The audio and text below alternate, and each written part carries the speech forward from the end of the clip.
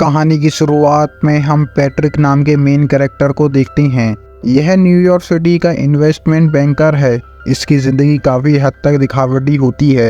वह महंगे रेस्टोरेंट में जाता है, महंगे कपड़े पहनकर शो करता है। पैट्रिक यह सब कुछ अपने आसपास के लोगों को दिखाने के लिए करता है।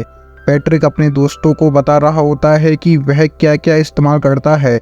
महंगी कंपनियों के शूज पहनना, घड़ियां पहनना, स्पेशल म्यूजिक कलेक्शन और भी बहुत कुछ। पैट्रिक यह सब कुछ बता ही रहा होता है, तभी उनमें से एक दोस्त अपने को बड़ा दिखाने के लिए एक विजिटिंग कार्ड दिखाता है। यह कार्ड पैट्रिक के कार्ड से महंगा और अच्छा होता है। सब लोग यह कार्ड पसंद करते हैं। पैट्रिक को यहाँ पर गुस्सा आता है कि कैसे पॉल का कार्ड उसके कार्ड से अच्छा है, और इसी गुस्से में वह एक गरीब व्यक्ति और उसके कुत्ते को मार देता है। कुछ समय गुजरता है, क्रिसमस का वक्त होता है और वह अपने वही साथी पॉल के साथ डिनर करने का प्लान बनाता है। डिनर करने के लिए वह लोग घर पर पहुंच जाते हैं। बैकग्राउंड में एक मशहूर सॉन्ग बज रहा होता है। पैट्रिक पॉल को उस गाने की खूबियां बता रहा होता है, तभी वह पीछे से उस पर हमला कर देता है और उसे जान से मार देता है। इसके बाद वह उसकी डेड बॉडी को बाहर फेंक देता है। थोड़ी देर बाद वह उसके घर जाता है कुछ चेंजेस करने के लिए, जैसे कि वह लंदन की एयर टिकट कॉपी करता है ताकि इन्वेस्टिगेशन हो, लोगों को पता नहीं चले कि पॉल यहाँ मौजूद है, बल्कि वह लंदन गया है। इसके बाद हम एक प्राइवेट डिटेक्टिव को देखते हैं। वह पैट्रिक से उसके साथी के गायब होने के बारे में पूछ रहा होता है, यानी कि वह इन्वेस्टिगेशन कर रहा होता है। इसके बाद हम देखते हैं पैट्रिक दो प्रोस्टिट्यूट्स को अपने घर पर लाता है। पिछली बार की तरह इस बार भी बैकग्राउंड में म्यूजिक चल रहा होता है और वह उस गाने की खूबियां बता रहा होता है। इसके बाद वह एक इंस्ट्रूमेंट बॉक्स के पास जाता है और कुछ इंस्ट्रूमेंट की मदद से उनका खून निकालता है। थोड़ी देर बाद वह लड़की वहां से चली जाती हैं। अगले दिन पैट्रिक अपनी सेक्रेटरी को डिनर के लिए इनवाइट करता है, लेकिन वह उससे कहती है कि खाने के लिए नहीं बल्कि तुम्हारे साथ ड्रिंक के लिए चलूंगी।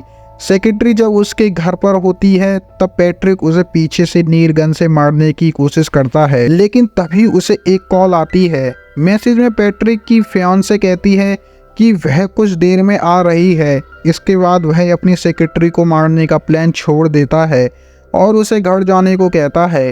अगले दिन लंच के वक्त पैट्रिक की मुलाकात फिर से प्राइवेट डिटेक्टिव से होती है। डिटेक्टिव उससे कहता है कि मेरा शक तुम पर नहीं है, लेकिन मैं इस बात से हैरान हूँ कि पॉल गायब होने से पहले अपना घर खाली कैसे छोड़ गया। पैट्रिक यह सब कुछ बड़े ध्यान से सुन रहा होता है। अगले दिन पैट्रिक दोबारा से प्रोस्टिट्यूट को अपने घर पर बुलाता है, जिनमें से एक को वह बेरहमी से मार देता है। दूसरी लड़की अपनी जान बचाने के लिए भागती है। पैट्रिक एक आरी उस पर फेंकता है, जिससे उसकी भी मौत हो जाती है।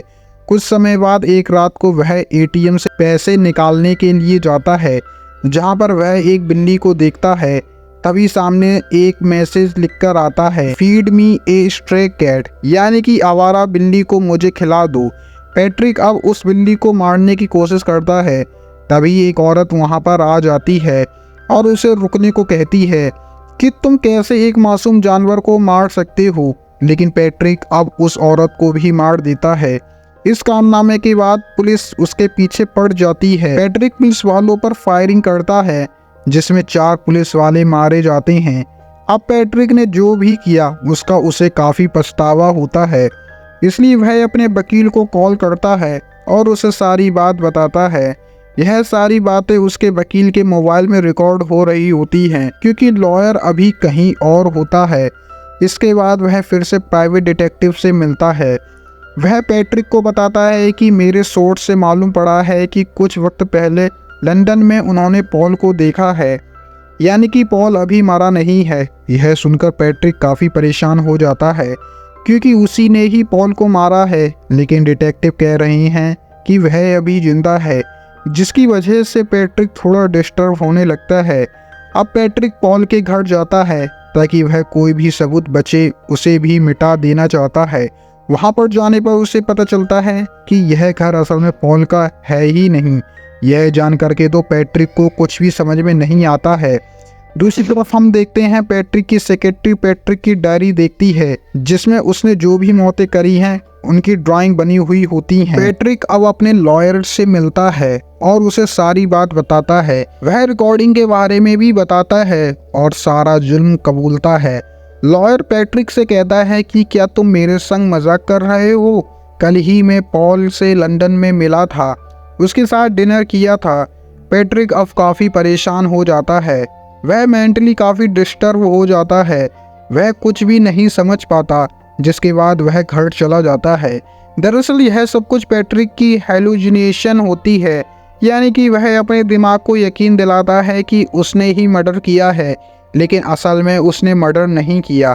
इस हेलुसिनेशन की वजह से वह रियल जिंदगी में सही तरीके से नहीं जी पाता। वह ऐसी चीज़ों को सपोज करता है जो रियल में एग्जिस्ट नहीं करती।